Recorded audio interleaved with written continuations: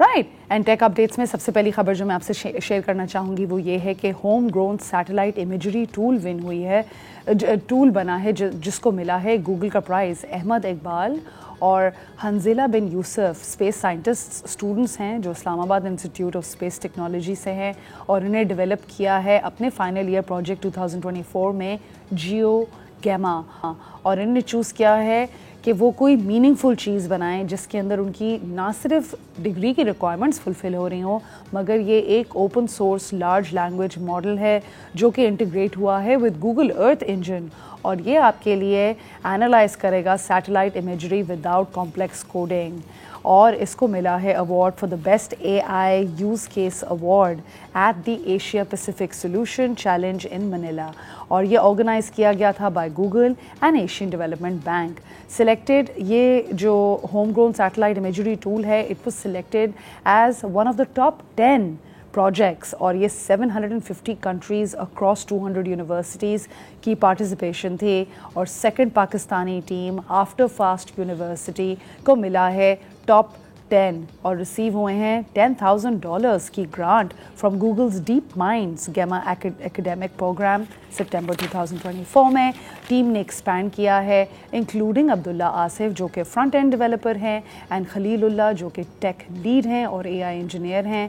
और इस कंपटीशन के अंदर आपको अगर आप देखेंगे सिंप्लीफाई करता है access to Google Earth engine of 80 petabytes of global satellite data, and I think that's quite extensive। और उसके potential uses आप देख सकते हैं across oil, gas, real estate, supply chain और बाकी sustainability sectors में भी काफ़ी यूज़ किया जाएगा। Right, so I think this is incredible news. Second top story भी काफ़ी इंटरेस्टिंग है। ट्रंप ने बोला है फॉक्स को कि उनके पास, फॉक्स न्यूज़ को, कि हमारे पास हैं एक ग्रुप ऑफ वेल्दी पीपल जो कि ख़रीदना चाहते हैं टिकटॉक। ट्रंप ने अनाउंस ये किया है संडे मॉर्निंग के अंदर, संडे मॉर्निंग पे, और उन्हें बोला है कि उनको एक ग्रुप ऑफ बायर्स मिले हैं फॉर टिकटॉक, और ये आइडेंटिफाई करते हैं इन बायर्स को, बट ऑब्वियसली उन्हें आइडेंटिटीज़ हमें रिवील नहीं की हैं, और वो अप्रॉक्सीमेटली कह रहे हैं कि 2 हफ्ते में वो हमें बताएंगे when the buyers are in place. अब ये डील जो है वो चाइना के अप्रूवल का वेट कर रही है। ट्रंप ने एक्सप्रेस किया है कि चाइनीज़ प्रेसिडेंट जो हैं वो अप्रूव करेंगे तो फिर ये प्रोसेस कंटिन्यू होगा। 2024 में as you already no US ने एक लॉ निकाला था जिसमें रिक्वायर किया गया था कि टिकटॉक का यूजेज जो है वो बंद हो जाए जनवरी 19 अनलेस बाइट डांस जो कि टिकटॉक जिनने बनाया है डाइवेस्टेड इट्स US एसेट्स या शोड कि वो सेल की तरफ इंटरेस्टेड हैं।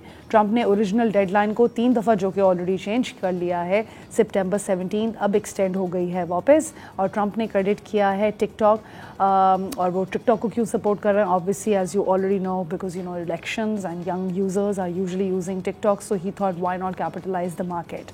अब ये डील जो है let's see when it actually goes through and if it goes through at the same time, and या फिर इसके बाद हम लोग आ जाते हैं थर्ड टॉप स्टोरी पे। थर्ड टॉप स्टोरी ये कह रही है कि व्हाट्सएप ने इंट्रोड्यूस किया है एक नया फीचर जो कि आपको यूज़ करने देगा स्कैनिंग के पर्पस के लिए through the phone camera. And how essential is this, कितनी दफ़ा ऐसा हुआ है कि लोग व्हाट्सएप पे काम कर रहे होते हैं एंड लिटरली हम लोगों को PDF फाइल्स भेजनी होती हैं या कुछ करना होता है, we are unable to use the scanner. So I think this is incredible. By the way there are lot of third party apps that you can use as well. I have so many of them on my phone as well. You can just scan a document easily, however if it is a built in system it makes life a lot easier. और अगर आपको ये document scanning ability मिल रही है तो मैं आपको थोड़ा सा बता दूं how this will be done. आप मैनुअल कैप्चर मोड खोलेंगे अपना फ़ोन का जो कि आपको ईजिली फुल कंट्रोल देगा।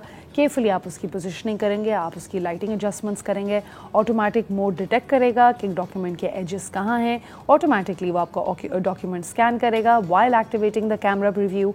और बोथ मॉडल्स जो हैं वो आपको अलाउ करेंगे कि आप इसी इमेज को फिर PDF में कन्वर्ट कर सकते हैं immediately after scanning. And mostly अगर आप देखें हम PDF ही यूज़ कर रहे होते हैं काम के अंदर।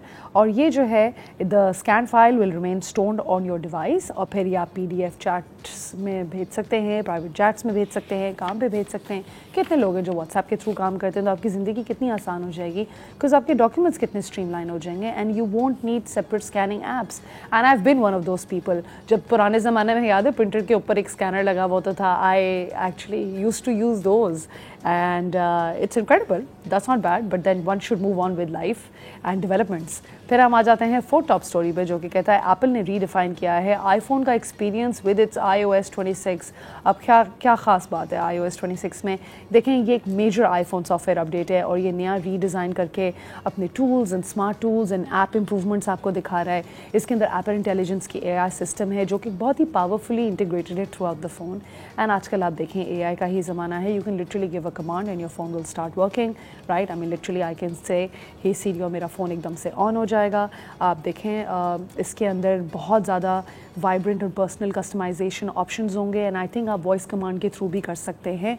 इसके अंदर न्यू लिक्विड ग्लास इफेक्ट होगा जो कि एक सी थ्रू रिफ्लेक्टिव सरफेसेस की फीलिंग देता है। उसमें थोड़ा डेप्थ आता है, फोकस आता है थोड़ा, और नए आइकन्स हैं, नए विजेट्स हैं। अगर आप देखें तो बड़ी पॉलिश्ड अपीयरेंस और स्टाइल आएगा इस फ़ोन का और आपको स्मार्ट अपडेट्स देगा।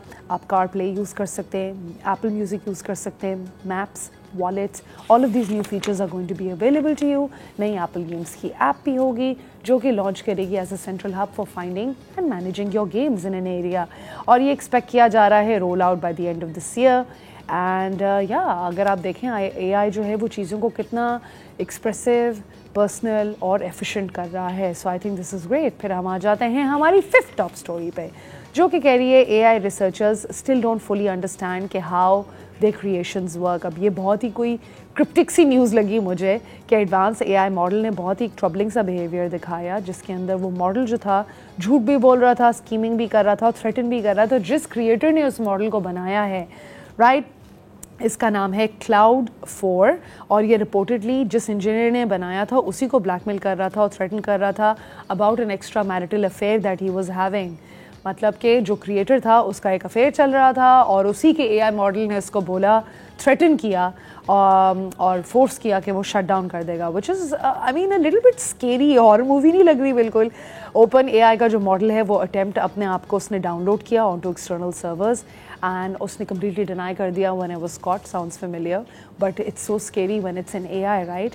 AI रिसर्चर्स को अभी भी सही से समझ नहीं आया कि यार you know what really happened, this creation didn't work fully and despite the lack of understanding वो अभी भी इसको समझने की कोशिश कर रहे हैं कि क्या हुआ है। अब देखें, एक सिवियर नॉलेज गैप भी आया है AI बनने से, वो 2 साल का जब से ChatGPT रिलीज़ हुआ है, और ये डिसेप्टिव बिहेवियर AI का मॉडल कहता है कि उसकी खास एक रीजनिंग है जिसकी वजह से वो ये स्टेप बाय स्टेप एक्शंस ले रहा है। Now having to understand that would mean कि ये मॉडल बेसिकली आपको कोशिश कर रहा है कि अलाइनमेंट में ले आए, राइट? बट काफ़ी दफ़ा अगर आप ही का मॉडल कुछ डिफरेंट ऑब्जेक्टिव्स परसू कर रहा है on the name of being strategic, तो क्या आपका एक्चुअली काम सही से हो रहा है कि नहीं?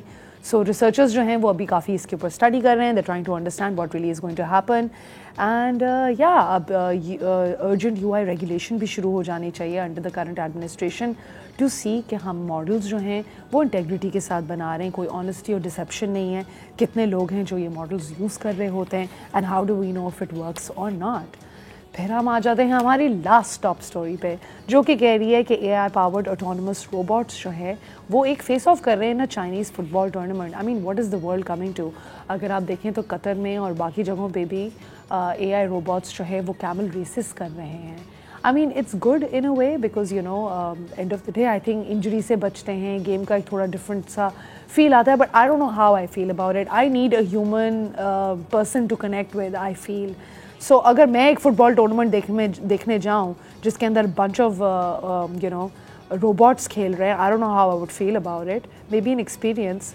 तो बीजिंग सैटरडे नाइट को ये टेस्ट हुआ था और टेस्ट इवेंट हुआ था in fact for 2025 world humanoids robot games. तो अब ख़ास वर्ल्ड ह्यूमनॉइड रोबोट गेम्स की जाएंगी and 3 versus 3 AI football match took place in Beijing or at the Smart Esports Event Center. So I guess maybe you can find the clippings online. In fact, we're also playing it for you. फिर हम आ जाते हैं कि ये जो है humanoids किस तरह बेसिकली काम किए। ये ऑपरेट कर रहे थे entirely through AI driven strategies, कोई ह्यूमन इंटरवेंशन नहीं थी, कोई सुपरविजन नहीं थी। ये रोबोट्स डेमोन्स्ट्रेट कर रहे थे इन रियल टाइम कि किस तरीके से वो डिसीजन मेकिंग कर रहे हैं, how the coordination is being done, किस तरीके से वो आपस में रोबोट्स टीम वर्क भी दिखा रहे थे। May be we can learn something from that too, right? और किस तरीके से सेल्फ रिकवरी भी हुई है। So if there is an injury, how are they recovering themselves. ये robots at least 1.2 to 1.5 metres tall हैं और इनकी बहुत ही फ्लूइड मूवमेंट्स थी और सिमिलर फुटबॉल टैक्टिक्स के साथ काम कर रहे थे एंड या I think it adds a lot of realism to the matches as well. और अगर मैं आपको कंपटीशन के रिजल्ट्स बताऊं तो 4 एलीट टीम्स ने खेला था दैट रीच द फाइनल्स, और नोटेबल टीम इसमें से सबसे ज़्यादा थी ब्लेज टीम, जो कि Beijing information science and technology university की टीम है, और power intelligent team and mountain sea team, और ये डिफरेंट सी टीम्स थी जो कि बेसिकली परफॉर्म कर रही थी। But I think it's great to C